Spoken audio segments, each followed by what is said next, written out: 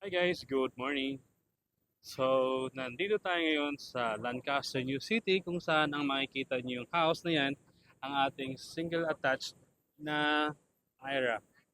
Okay, so si IRA natin ngayon ay meron na tayong lot area ng 120 square meter and with balcony din. And then two-story na siya with three bedrooms and then dalawa yung toilet and bath. For our IRA, floor area is 80 square meter. Yan. So ito ang ating house model lang para makita lang natin or may idea lang tayo kung ano yung magiging actual turnover ng ating unit kapag IRA ang ating makukuha. So pag meron kang 120 square meter na lot area, ah yung boundary ng lupa mo ay mula dito sa pader ng bahay hanggang doon naman sa kabilang pader ng kapitbahay mo. Pero actually, pag 120 square meter, mas ah, mas malaki pa yung lupa mo. Kasi itong nakasukat dito ay nasa ano lang siya parang nasa 90 plus lang yung dati. So ngayon, ang bagong offer natin ay 120 square meter lot area na. At meron tayong balcony dito na side. So dito na side yung magiging parking mo. So sa actual na 120 square meter, kasya na yung dalawang sasakyan. So dito again, ito yung cut dati ng offer natin na nasa 90 plus lang yung lot area. So check natin yung ating sample na turnover. Sa turnover natin guys ay naka-semi-complete na tayo, no? May tiles na siya sa flooring. Dito lang sa ground floor. Sa second floor, meron na kayong option kung ano yung magiging kulay or design ng tiles na ilalagay nyo. Naka-plain cement lang yung sa second floor. Mamaya tingnan natin. So ito. May mga bintana. Siyempre, malalaki yung mga bintana natin para sa tawag nito, sa mas maraming hangin yung nakakapasok sa unit natin. Ventilation. Okay, so ang magandang feature din natin ng ating IRA ay meron siyang malaking kusina. Ito yun. Okay, di ba? So, if ever mahilig kayo magluto, magbanding ng family sa kusina, walang problem kasi may maluwag kayo ng kusina. Makakapaglagay ka dito ng mga overhead cabinets. And just in case kulang pa din sa inyo to, meron tayong pwedeng gamitin. Itong extra space dito sa likod, yung service area, na pwede natin siya i-convert into um, kitchen. Yan. Yan. So, para may maluwag ka na kusina. Okay? So, makakapaglagay ka dyan ng mga overhead cabinets. Maluwag pa din. At katabi ng ating kitchen ay isang toilet and bath. Okay, so kapag may mga bisita kayo, frequent na visitor sa bahay, good thing meron ditong toilet dito sa ground lang. At meron siyang katabing kwarto. Ito naman ay magandang features to kapag yung family niyo ay may mga elderly.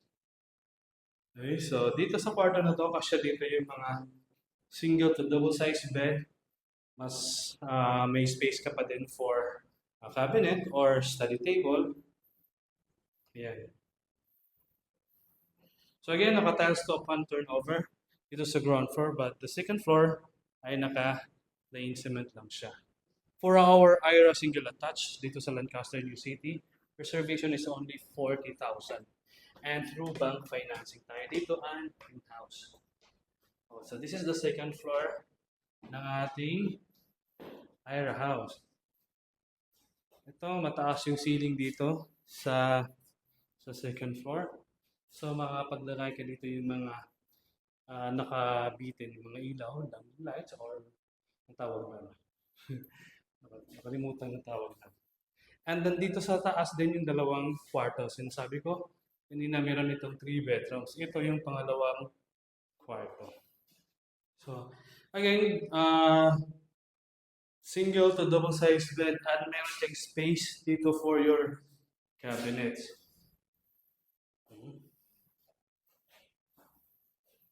And then itong window sa taas ay provision na siya for window type aircon. Pag ito yung room mo, makikita mo dito yung sa baba, yung ating service area. Okay, and then lastly, ang ating master bedroom. So this, ating master bedroom, napakaluwag nito. Kaya itong i-divide into two. See? Kung sakali gusto mo ng additional room, pwede itong i-divide ng dalawang kwarto. Or, if ever, isang kwarto lang to, yan. Magiging master bedroom to. At ito yung magiging pwedeng gawing walk-in closet. Or maglagay ka dito ng mini sala dito sa kwarto mo. At syempre, yung toilet and bath natin dito sa second floor. There. So dalawa yung access niyan from the master bedroom tsaka dito sa common. So, syempre pwede mo namang isarado to para solo to ng master bedroom. Okay? Pwedeng isarado, pwedeng ganun lang din. So, upon turnover, complete fixtures tayo sa ating bathroom, shower, toilet, and then the sink.